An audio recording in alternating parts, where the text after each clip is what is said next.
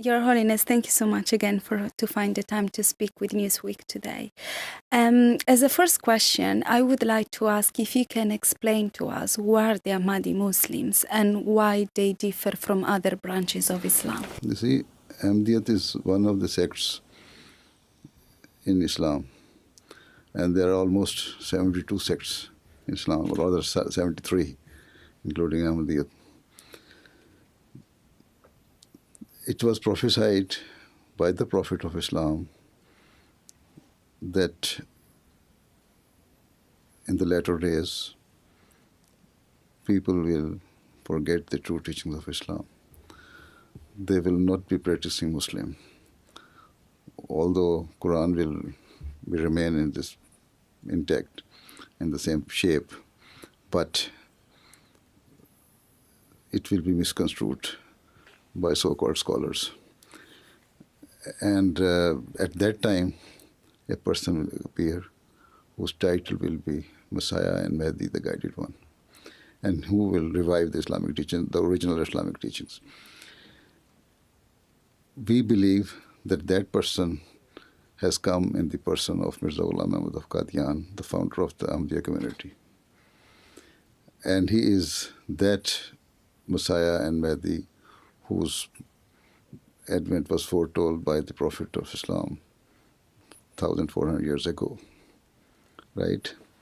So this is how the Jamaat Ahmadiyya, the Ahmadiyya community, was formed.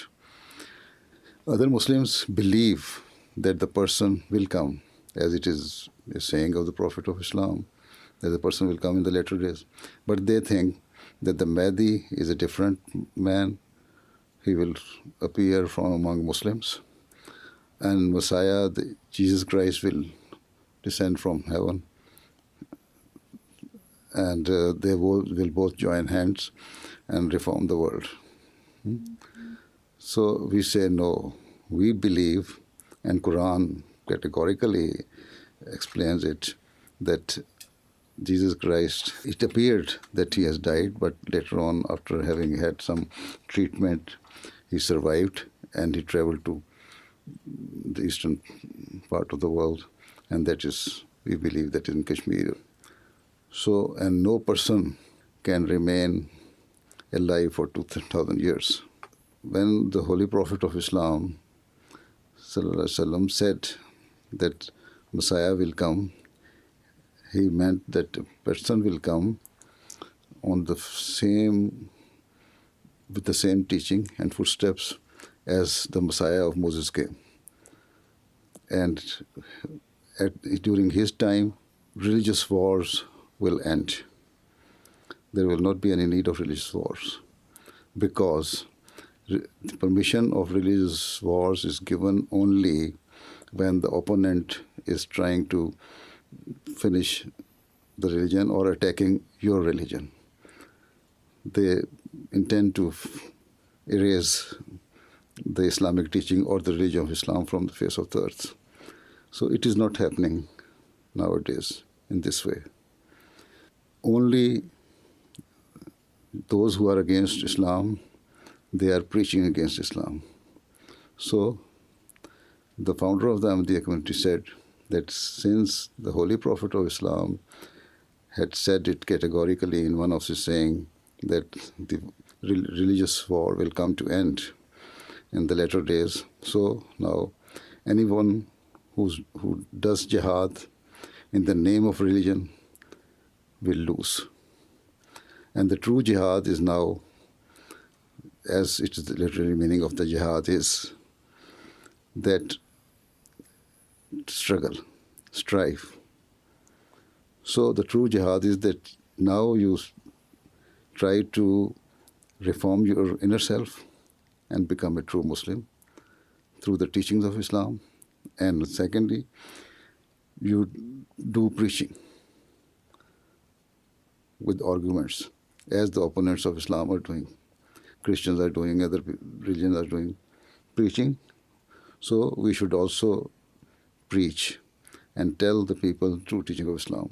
This is how we can bring the people into the fold of Islam. So this is our belief, and this is why the Ahmadiyya community was formed. and established. Thank you. Then, There are several reports documenting how the Ahmadi Muslims have been and are still persecuted in parts of the world. Why do you think this is happening, and what can we do to stop it? you see, as I have already said, one difference is in belief.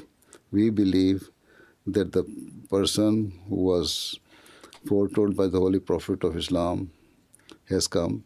It was a metaphor. It did not mean that Jesus himself will descend from the heaven.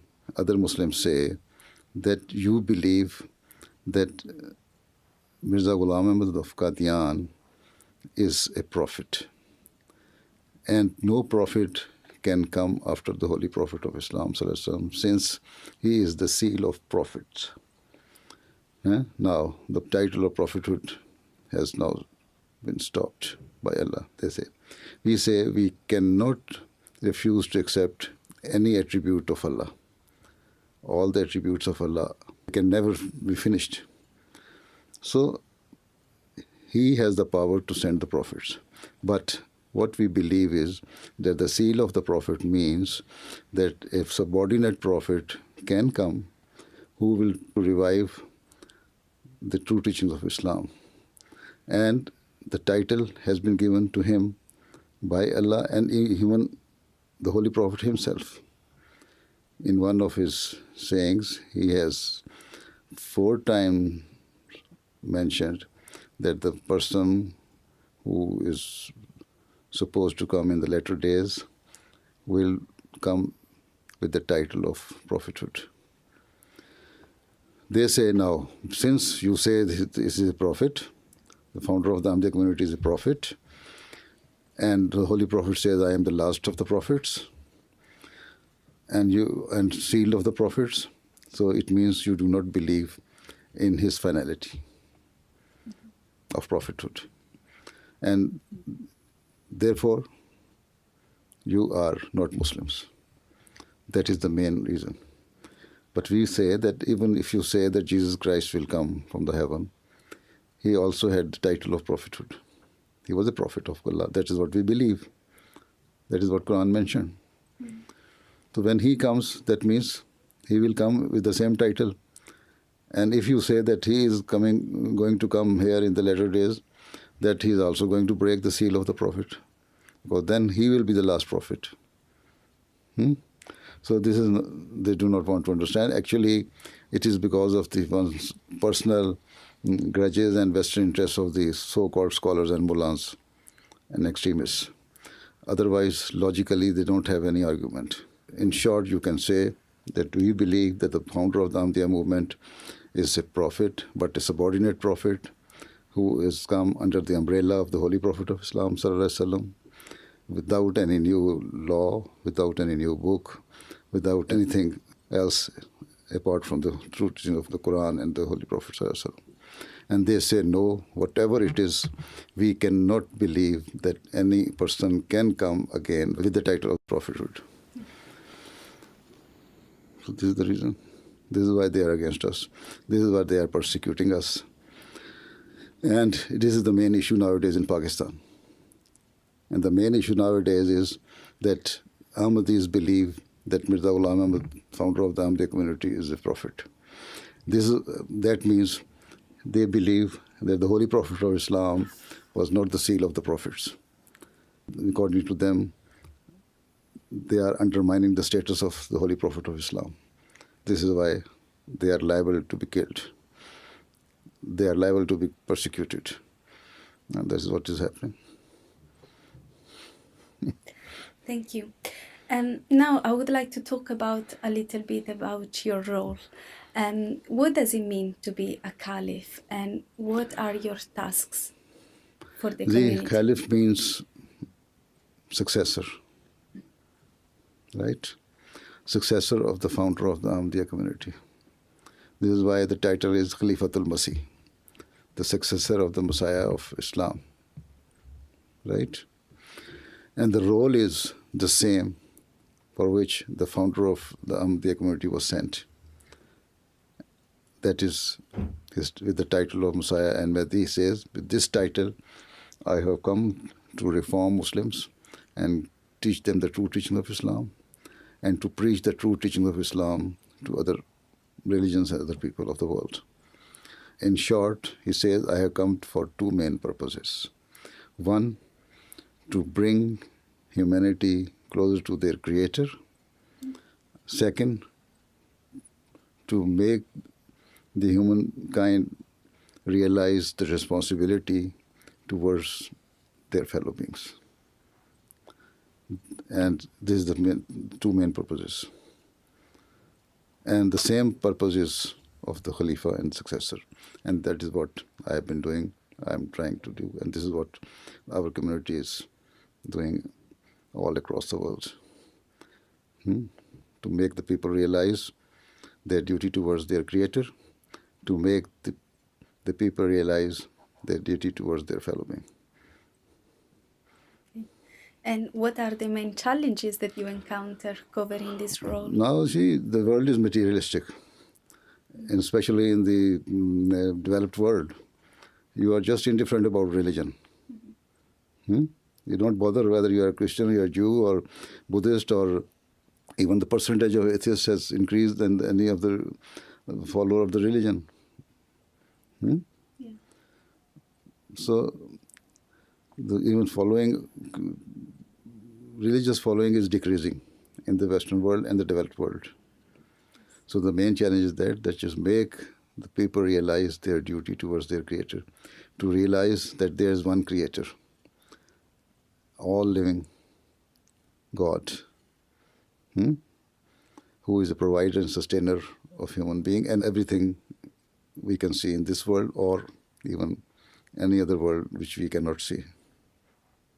But what do you think is happening that so many people feel more and more detached from religion, whatever religion it is? Because, you see, one thing is that so-called scholars, religious scholars, are not practicing scholars. Every now and then, even among Muslims, mullahs, among Christian priests, there are scandals coming up. And then the people have become more materialistic. Now the lust or the charm of the world is more attractive to them than to realize their duty towards their Creator. This is the main reason, right? So this is why we first say that you must accept that there is one God who is the Creator, who is a provider and sustainer.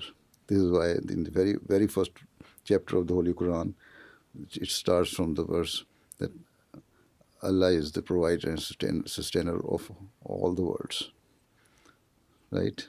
No matter whether you are a Muslim, you are a Jew, Christian, Buddhist, Hindu, Sikh, or even if you do not hold any religion, Allah is providing you. Even I always say to atheists that Allah is providing you, whether you bow before Him or not, you worship Him or not, but He is the provider. So this is the main challenge, that people realize that there is one Creator, one God. And there's the main challenge. And when the people realize it, they do accept. I have quite a number of examples whereby the people have accepted that there's the Creator. Once they accepted that there's a Creator, then they accepted the Ahmadiyya community. And thank you. Also, talking about the Ahmadi community in the UK, is there any particular reason why the headquarters are in the UK? You see, here in the UK, UK Jamaat is an old Jamaat. Our first mosque was built here in 1924. So it's a well-established Jamaat. When the law was enacted against Ahmadis, and the head of the Ahmadiyya community was stopped doing all the practices or even speak about Islam, then he had to migrate because he could not discharge his duties while sitting there in Rabwa, Pakistan, without the contact of Ahmadis, neither there in that particular small town nor elsewhere in the world. So they tried to make him idle. So this is why he had to migrate. And once he migrated, then the first choice was that since the community, as I have said, was well established here, so he came here. Here we had better setup. And because even before Pakistan came to existence, before the partition, India was the colony of British. So we had old relations with the British people. And the language barrier was also not in existence. So this is why instead of going to Germany and learn German and to France to learn French, it was better decided by the then head of the Ahmadiyya community that he should migrate to London. And secondly, we had very well established community here and better setup here. And this is how, even if we can go to Ghana, people have, even Canadian Prime Minister is inviting me that to come and settle there. Ghanaians are saying that I should settle there, but UK is the hub of the whole of the world. You see, here we can better control all our missions and all our activities all across the world. So it's also a strategic reason. Yes. Okay. And what are the relations between the community and the UK government? We always have good relations with every government, wherever Ahmadis are residing. We are law-abiding people. We say the love of your country is part of your faith. This is why we have good relations with the government and everywhere, every part of the world. Okay, thank you. I would like you, if you could send a message to humanity, to the human people that are living currently in this world where there are dozens of conflicts, where we have been experiencing the worst refugee crisis since World War II, and where we are experiencing also increasing extremism and increasing violence, what would that message be? You see, the message is that respect each other and each other's values. Don't play with the religions of others. Don't play with the sentiments of others. Don't be boastful of being superior. All humankind is the same. Caste, color, and creed is nothing. So if you realize this thing, you can peacefully live in the world. So every country should respect other country. Every nation should respect other nation. All the politicians should respect other people. So I don't like what Trump is saying. I think your next question might be about Trump. So if he respects America, Americans will be respected. If he does not, then even small countries will behave in the same way.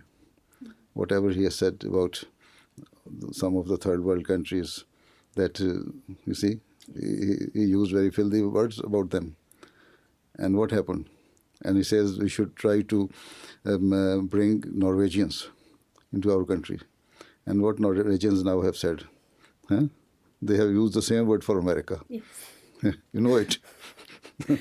So it's been in the news. Yes. Yeah, yes. So you should respect each other. This is how we can survive. And the common issue is one creator. Believe in one creator. Then it will be okay.